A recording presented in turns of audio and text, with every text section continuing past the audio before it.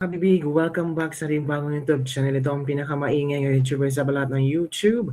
Ako si Kabibig, maglabag-labag na tayo with evidence. Ako, panalo naman si VP Sara, Kabibig. Wala pang ang eleksyon, halam na natin talaga na malakas si VP Sara. Si Narisa Hontiveros at John Vic Remulla, yung matunog ngayon na posible na tatakbong presidente sa 2028, nilampaso ni VP Sara, bagsak sa rating. Kung ngayon ang election ba, walang duda, si VP Sara ang manalo. Walang duda, talo si Risa Hontiveros at saka si John Vic Remulla. Sabi ba ni Trillanes, pwede daw tumakbo si Torre kasi malakas din daw si Torre. Paano naging malakas si Torre? Matunog ba ang kanyang pangalan? Baka sa Mindanao at Visayas, mag-zero yung boto ni Torre. Ay ewan natin kung meron bang madami ba siya makuha sa Luzon area ng boto. Naghihingalo nga si John Vic Remulla at Risa Hontiveros. Si Torre pa kaya? Kaya ngayon, nag-ini-mini-mini mo ang administrasyon kung si Risa ba ang tatakbuhin o si John Vic Remulla or wala talagang tatakbo. Lalabanan si VP Sara pero meron yung kabibig. Meron talaga yung lalaban kay VP Sara. Or pwede namang mag-separate si John Vic Remulla at Risa Hontiveros na takbo. Takbo si Risa, takbo si John Vic Remulla. Wala namang problema doon. Para mahati-hati ang mga boto ba? May John Vic Remulla, ito yung mga loyalista. Risa Hontiveros, ito yung kakamping. VP Sara, malaki. Ang mga DDS. Kahit ano pang gagawin ng paninira kay VP Sara, alam na ng tao ang script. Yung impeachment na yan, yung pahabain ang di umano'y, tawag dito, yung Justice Committee, pahabain ang pagtingin or pag-analyze sa ground for impeachment ni VP Sara, pahabain daw nila yung session para lang talaga kay BBM, konti lang araw, ilang araw lang, tapos na. Pero kay VP Sara, kasi daw may mga ebidensya. Kay BBM nga, si Amy Marcos, isa na malaking ebidensya, dinedman yun. Pero alam niyo ba, isasali daw yung si Madriaga. Bago na naman, parang kung may quadcom last year, ngayon, House Committee on Justice ang naging quadcom. Anong topic? Impeachment ni VP Sara. Para saan? Siraan si VP Sara. Para makuha nila ang simpatya ng tao na ganito si VP Sara magnanakaw, and so on and so forth. Mga tao pagod na sa mga script niyo. Sobrang pagod na. So ito kabibiga, ito yung trending news ngayon na pinagtatawanan ng maraming tao. Itong latest result daw ito. Ito may kabibig Informal online poll result as of 1:25 p.m. February 4, 2026. Dinurog ang mga kalaban ni VP Sara. VP Sara merong 97.6%. Risa Hontiveros kung tatakbo 2.2. John Vic Remulla 0.2. Dinurog ang mga kalaban. VP Sara remains top choice for President and early 2028 poll. Result released by the Situation Report in Feb 4, 2026 showed Duterte commanding a striking of 97.6% of the votes, dwarfing other names floated in the poll. Senator Hontiveros trailed far behind with 2.2%, while DILG Secretary John Vic Remulla registered 0.2%. So, ito pa lang kabibig, wala talagang kaamor-amor si Risa at saka si John Vic Remulla. Maghanap kayo ng iba. Baka kay Bam, makakuha kayo ng konting boto, or di kaya si Leni Robredo, or baka si Bam at Leni ang mag-combine para ko. Ako si Bam, hindi na ako tatakbo. Oo, magpabilib muna ako. Magpabilib muna ako sa mga tao para kung tatakbo ako after VP Sara, ay posibleng mananalo siya. Di ba kami? Kung hindi tatakbo si Pulong. So, 2028 si VP Sara nanalo. After 2028 si Pulong na naman. After Pulong si Bastian na naman. So, ang taas ng mga taon na ang mga Duterte ang po. Kung hindi talaga si VP Sara naawa kay Bongbong, nako, baka Duterte pa tayo ngayon. Baka, Duterte, VP Sara sana ngayon, tapos si Pulong, tapos si Baste. si BP Sara nag-giveaway kay Bongbong Marcos. It's true. Inamin na yan ni Marcos, inamin na yan ni Chavit Singson. So yung mga loyalista, hindi pa rin kayang tanggapin na itong si BBM ang siyang lumuhod sa harapan. Lumuhod sina Amy, maawa ka BP Sara. Takbong presidente, si Bongbong ang yung vice-presidente. Si BP Sara gusto mag-vice. O si Bongbong happy. Yes, kaya ko to. Sino nagdala sa kanang panalo? BP Sara. Yan ang kabibigyan ang nangyari ngayon. Grabe. Lugmok na lugmok. Dinurog talaga. VP Sara panalo elite. Reza Honda, dinurog ang mga kalaban ni VP Sara. Grabe mga kabibig. In fairness Pero si John Vic naman kabibig, sabi naman ni John Vic na hindi siya tatakbo kung hindi siya ang tawag dito, walang information galing sa admin. If I will not run if BBM doesn't endorse me. Okay. So hindi tatakbo si John Vic kung hindi siya endorse ni BBM. Pero open siya to run for president but not definite. Sabi niya, I know what to do for our country. I know where sabi ni John Vic Alam mo si John Vic. Baka drama lang yung John Vic. Baka nagdrama. Sabi ni John Vic I'm open to run for president. Pero maghintay lang ako kung i-endorse ako ng Pangulo. Kung hindi ako i-endorse, ano ba? Tatakbo ka ba o hindi? Sabi ni John Vic, I know what to do for our country. Ang galing ni John Vic. I know where the deficiencies are.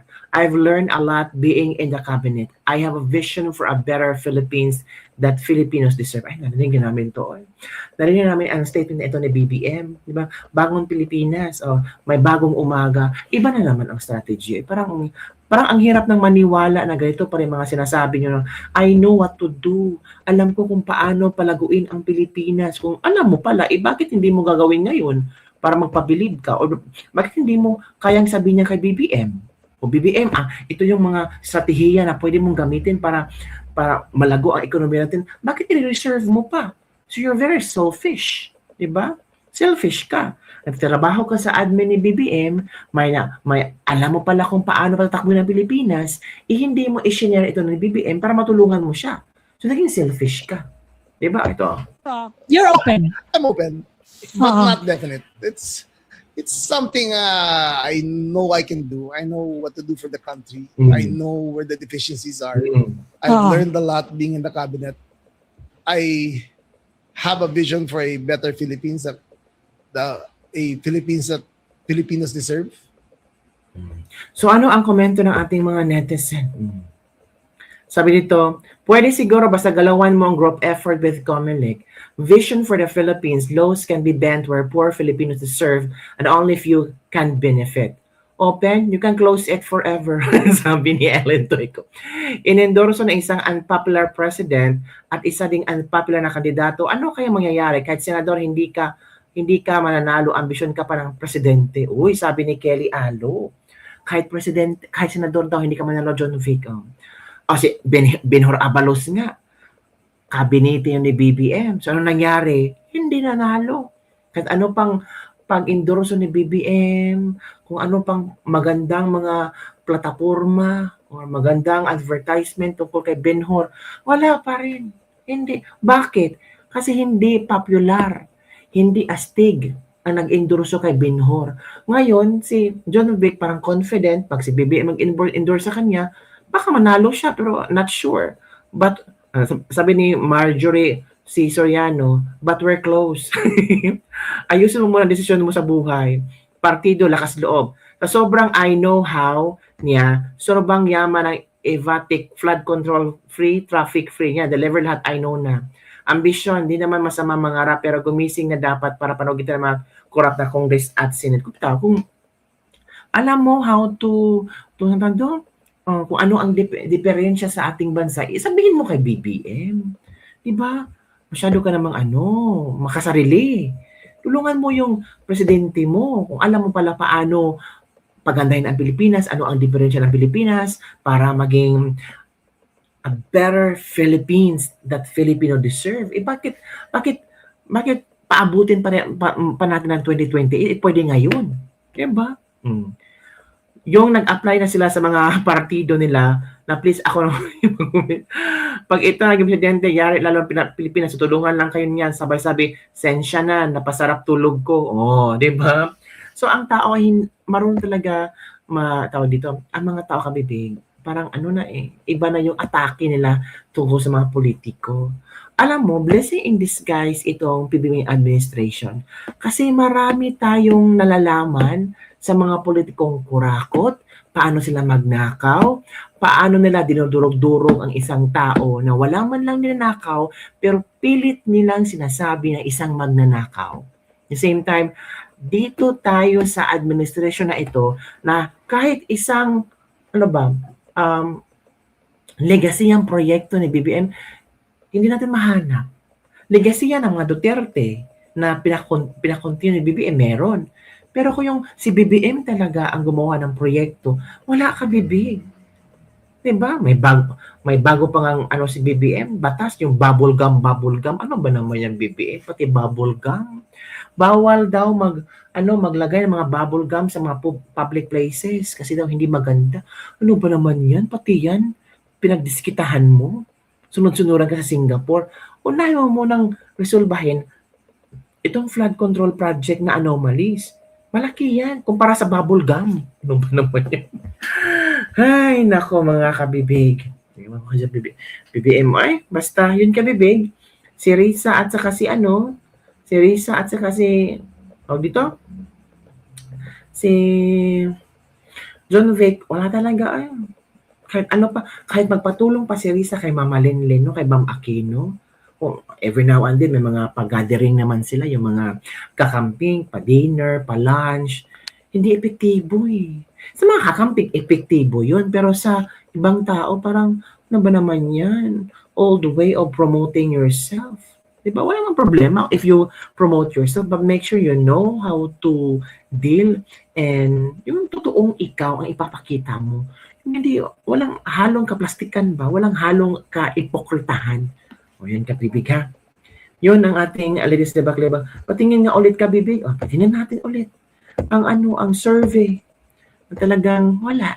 Walay. O, tingnan nyo. O, sakit naman yan kabibig. O, masakit talaga. 96.6, 97.6 versus 2.2 and 0.2. Sino bang hindi masasaktan ito? Talagang mag-isip ka talaga, tatakbo ba ako or hindi? Para yatang hindi ako mahal ng Pilipinas. Parang wala akong magandang nagawa. You will be asking yourself, bakit si Sarah? Bakit maraming naniniwala sa kanya?